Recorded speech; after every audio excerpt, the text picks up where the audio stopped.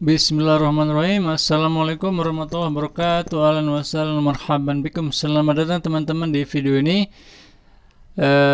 Bagi yang baru pertama kali mampir, jangan lupa subscribe dulu gratis. Anda akan mendapatkan update video-video tentang bahasa Arab dan juga sejarah kebudayaan Islam. Oke teman-teman, kali ini saya akan melanjutkan video tentang perkembangan Islam di Asia Tenggara. Kita sudah membahas 6 negara, sekarang saya akan bahas negara yang ketujuh, yaitu Myanmar. Mau tahu bagaimana perkembangan Islam di Myanmar? Tonton video ini sampai habis. Ya teman-teman, kita sudah di Sarangan. Nah ini dia suasana. Teman-teman sekalian.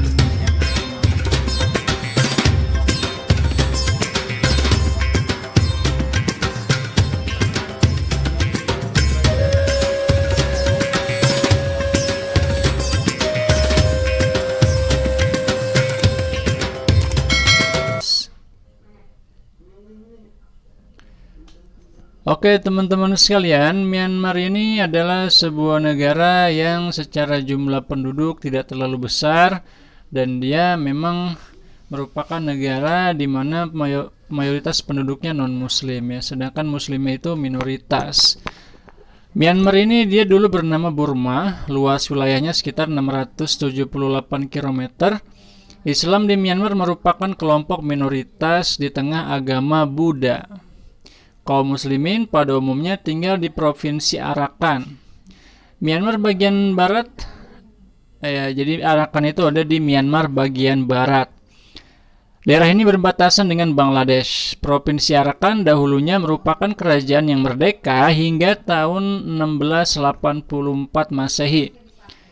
Penduduk Myanmar yang beragama Islam tercatat 7%, dan total jumlah penduduknya ya 93%. Jadi 93% non-muslim atau bisa dikatakan Buddha ya, sedangkan 7% muslim.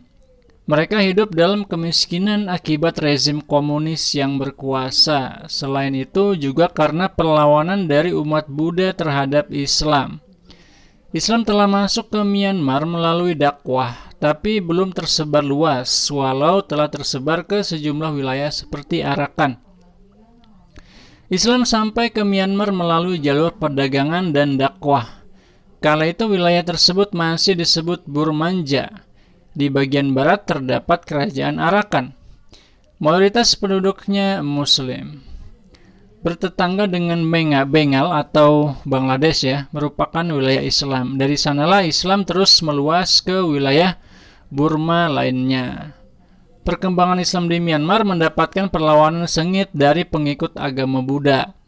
Pada tahun 686 Hijriah, Muslim Tatar atau orang Mongol menginvasi Burmania melalui Cina dan berhasil melengsarkan rajanya, serta memberi kebebasan untuk memeluk agama sesuai keyakinannya.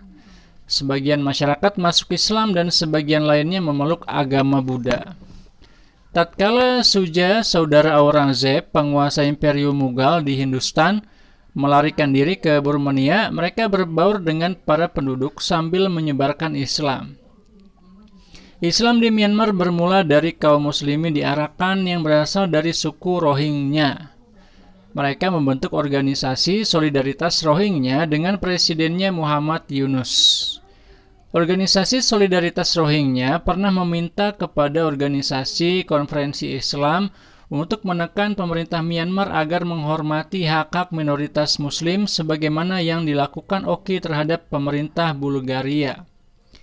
Sikap Muslim Rohingya terhadap sosialis Myanmar terbagi menjadi dua. Pertama, kelompok yang berintegrasi dengan Partai Sosialis yang berkuasa. Tujuan kelompok ini adalah untuk melindungi kelompok minoritas dari kekerasan penguasa. Mereka mengembangkan agama Islam melalui jalur pendidikan atau dakwah. Organisasi Solidaritas Rohingya termasuk dalam kelompok ini. Kedua, kelompok Muslim yang membentuk organisasi Gerakan Pembebasan menentang pemerintah Myanmar. Mereka membentuk Front Nasional Pembebasan Rohingya.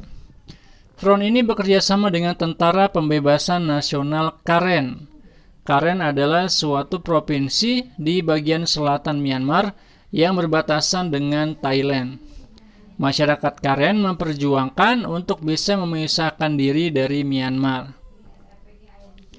Masyarakat Karen berusaha memisahkan diri dari Myanmar dengan dua alasan. Pertama, karena Karen merupakan etnis tersendiri yang berbeda dengan umumnya etnis masyarakat Myanmar.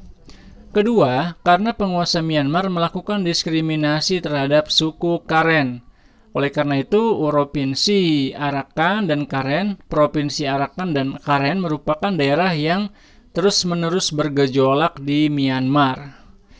Ya, etnis Rohingya memang beberapa waktu lalu mendapat tekanan dari pemerintah dan juga masyarakat Myanmar. Ya, memang kalau kita mau berpikir logis dan adil, memang etnis Rohingya ini mereka adalah minoritas yang cukup kuat sebenarnya di wilayah Burma, dan karena itu mereka dianggap sebagai kekuatan yang mengancam mayoritas. Ya, ini mirip mungkin dengan yang kita alami di Indonesia ya. Kita melihat mungkin suatu etnis tertentu sebagai minoritas yang cukup kuat yang kita anggap barangkali ya sebagai ancaman, padahal itu sebenarnya berlebihan. Maka yang terjadi seperti yang kita lihat di berita-berita ya.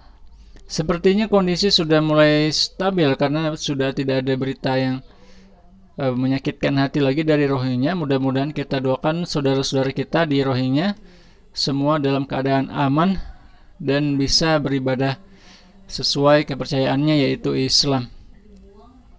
Oke teman-teman, alhamdulillah selesai sudah pembahasan tentang perkembangan Islam di wilayah Asia Tenggara. Dan sebenarnya ini belum semua, yaitu baru 7 negara. Kita belum bicarakan misalkan Laos, kemudian juga Timur mungkin, atau wilayah lain yang belum, berarti